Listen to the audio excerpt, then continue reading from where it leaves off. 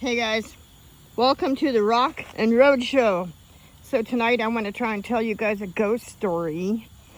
You can't really do a ghost story inside.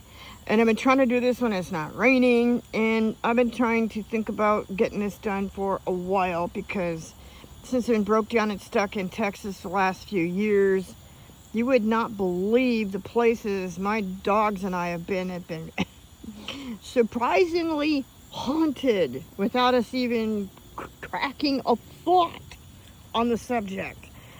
So if they try to tell you that your thoughts can create things to happen, well, yeah, maybe sometimes, like your thought about taking out the trash can eventually create you to get up and go take the trash out. Yeah. All right, but it doesn't cause all the ghost happenings. And actually, I really want to write a book about haunted Colorado someday, because there are things that happened to me and my last dog that passed away from this show, the first dog star you see on this show and the old shows. You would not believe, and you don't want to know, probably, the stuff my last dog and I went through up in Colorado in old mining towns and stuff, and old mining roads, and up on the Continental Divide. So yeah, there are some unbelievable things that go on. That energy is still there and it's very strong. So it's still strong, and it's here in Texas also. So I'm going to give you a little story about the last haunting that we ran into tonight. And if this works out pretty good, then I'll do another one later on. I don't think I've got enough material for our Texas book. And by the way, since this subject came up and I thought about it a while back, and I've thought about doing a show on at least one haunted subject thing that we ran across, one incident since I've been in Texas, I saw a book. So I think it was in the Wally World or something. I saw a book about haunted Texas, and I was like, yeah, I'll be danged, huh? Yeah, who'd have ever thought that a place filled with dirt, just dirt and flat and some bushes, and half the bushes aren't even that friendly and nice and filled with thorns, okay? They would be, here, we can stare at a nice looking tree. There we go. Who'd have ever thought that a flat, crappy looking Texas would be filled with hauntings? Whoever thought it? I wouldn't. If I was a ghost and I came back, I'd be finding something fun and exciting at the Colorado Rocky Mountains. That would be me. Or the ocean someplace. Yeah. Okay. So, my dog star you see now, Sundance, and I, a few years ago, camped along a river that runs through the middle of Texas called the Nolan. Nolan. It runs through several cities, several towns, several villages, whatever it is you want to call them. The way they act here, they're villages. Yeah, that's the mentality here. And we hadn't been there for very long, and I think the very first night we camped there, the weather was halfway decent. So I didn't have like a lot of doors and windows open or anything like that in my four-wheel drive. And my dog you guys see now on the show now, Sundance, he was just a tiny baby. He was probably somewhere around a year old, something like that. And he was growling and looking outside, out back, towards the river. And there was nobody who could drive up or really walk up and down or camp or fish where we were parked. I put my ass end in, my front facing out, like I do a lot of times. Not always, but a lot of times. So I can keep an eye on things, and I can be ready to, to take care of business. If business should come down to that, right? Because I've had a lot of incidences out alone, right, by myself with dogs. I'm not in trouble. I'm running my own business. I'm totally legal, but there's been males and creepy creatures on planet Earth that, have been an issue a few times. So, I got a Sasquatch story It took place in the Colorado Rocky Mountains. I ought to tell you sometime. All right, so he was looking out and looking back towards the back end of the truck and very unhappy about something. Right. And he did this night after night for a couple of nights. And I thought, well, okay, since now it's got a pattern and keeps repeating, it's probably a creature. I'll keep looking out and see if I can catch it, right?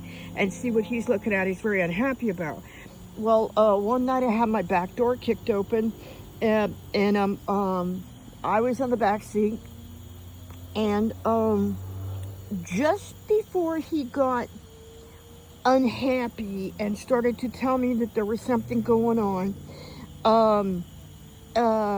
I heard, oh, by the way, for the record, I'm older now. My days of smoking dope and smoking the MJ and having a great time, those are I just don't do it that much anymore. I have cancer, but it's in my lungs, so I'm not doing the MJ smoke. And it gets rid of cancer cells. They found out that does kill cancer cells, but I'm just not doing it. That's just me, because it makes me too tired. It makes me super tired real bad, and I can't even stand up and walk. It just kicks the snot out of me. So I don't do it. I don't feel like having the snot kicked out of me. I got it kicked enough. I'm tired. So, door kicked open, and my feet kind of hanging out, and I mean, I was right there, and I was sitting up, and I heard a woman's voice.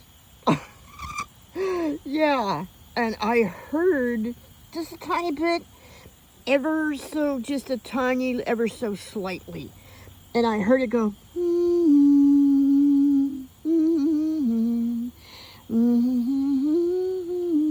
I mean, it was just a little songy song humming thing, okay? But I heard it, and I was totally stone cold sober. Yeah, because I have cancer. I'm not even doing prescription meds for it. I'm not doing it. I'm doing my Native American way. I've done this before. I've had cancer before. Yeah, since the Gulf War. So I'm not walking the path of the white man. I'm not. And and I'm pretty clean and sober, and I mean my I'm clean and free. So I heard it, and split seconds later, the dog looked out the back and went apeshit at something out there. Well, I was sitting right there with the door open, and I'd heard it, and I could see that there was nothing. And I was looking, and I saw nothing.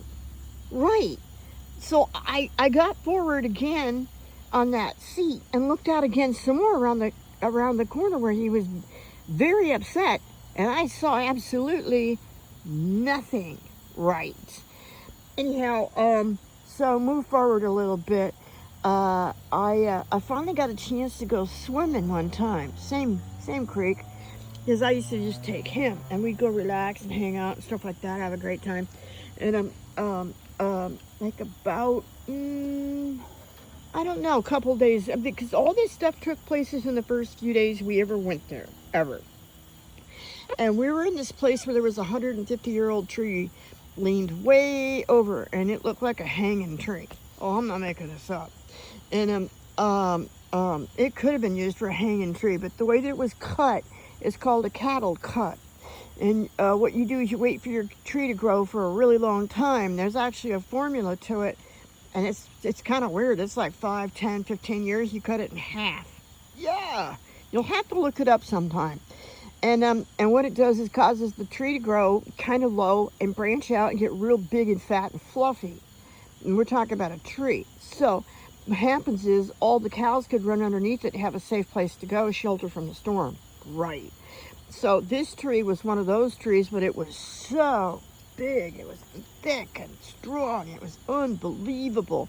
It's got to be a really old tree. And one of the branches would come way out and hang way out like some of these guys. And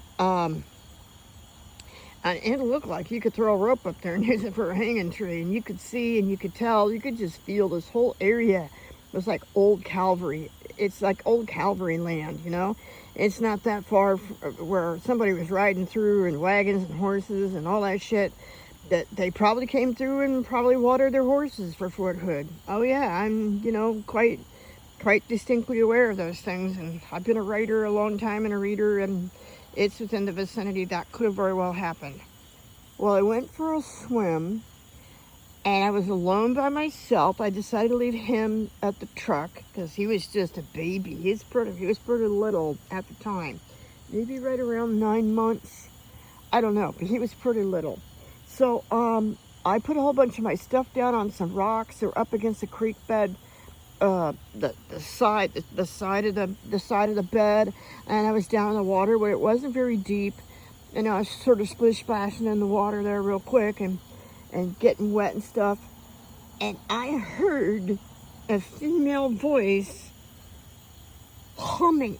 But yeah, and we're talking about me, stone cold sober me, and it wasn't a particular song, and I'm an old musician.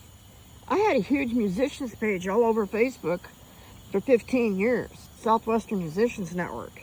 Yeah, Musicians Network for 15 years. So I've heard a lot of songs. I've done a lot of songs. It was just a haphazard female singing voice, but humming.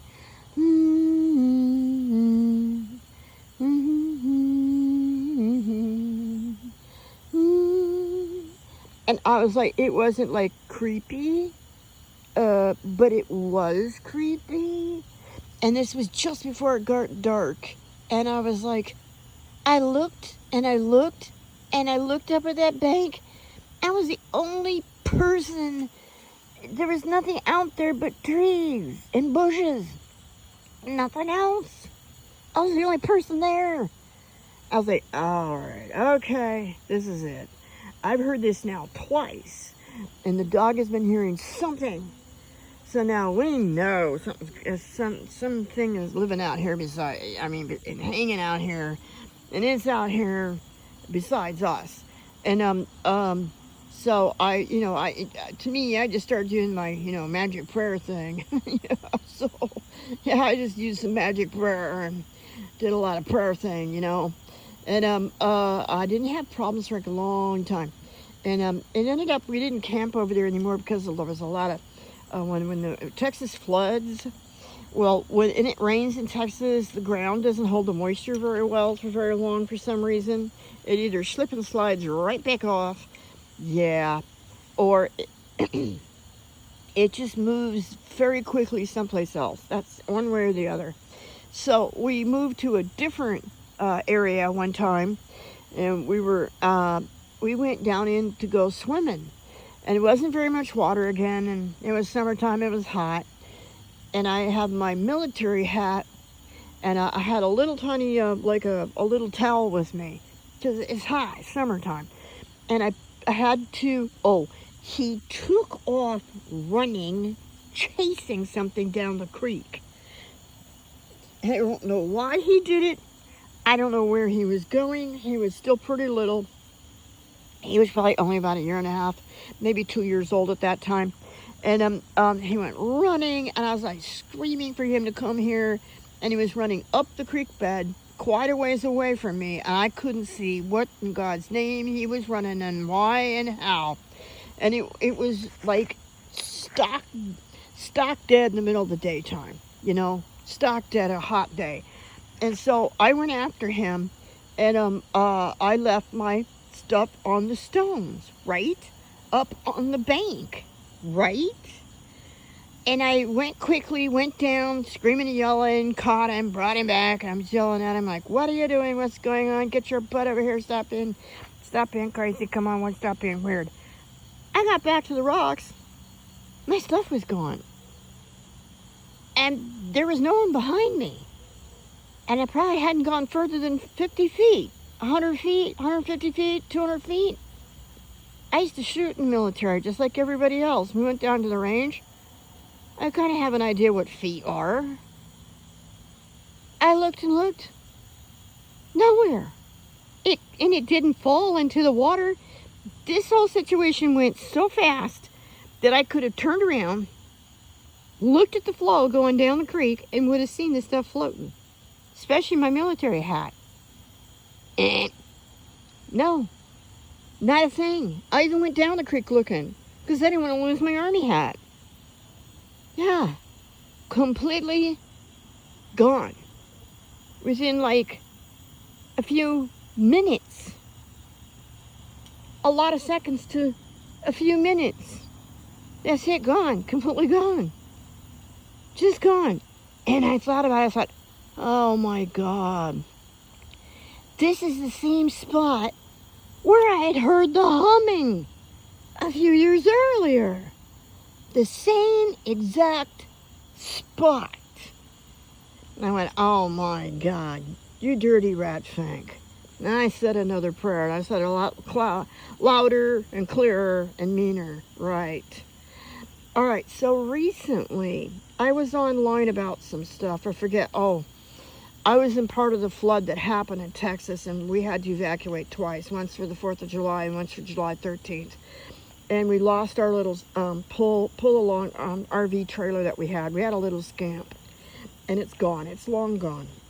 I tried to buy another one. I couldn't even find any in the whole state of Texas. So while I was online looking at trailers and talking about flood stuff and stuff like that, right? People were talking about the flood, and an old guy my age got online and he said, yeah, you and I don't know each other. I have no reason to make this up. He got on there and he said, he goes, well, I know how those rivers are. You know, you got to be careful, and they flood real fast. They get real high. He goes, there's a young lady that drowned in the Nolan River, and her name was like Shamil or something like that. And he said it was a long, long time ago, but they never even found her body. I was like, oh, makes the hair on my arm stand up. I don't know if you can see that. Yeah, I have no way to fake that. Makes my hair stand up. Yeah. Interesting, eh? Don't forget to click and subscribe. Then I can do these shows live, and it doesn't take me 8 to 10 hours to download them. Yeah, or do what I did today. I made a beautiful stone story about the artifacts and the fossils, and I accidentally deleted it. Oh, God. So I'll have to do it again because I'm not allowed to do it live, even though I had the show for 5 years. Yep, they did not grandfather me. And click. Do it all while it's free before they start charging us money. And the only way to email me pretty much is to get on Messenger and try to find me. Or Facebook if you're lucky enough to find me over there. The dog is for rent. We've got to get him to start studying out so I can get these bills paid. And the eBay channel is Tequila Sun Trading, all one word. And of course you are on Rockin' ROADSHOW. How's your evening this evening? Whoa.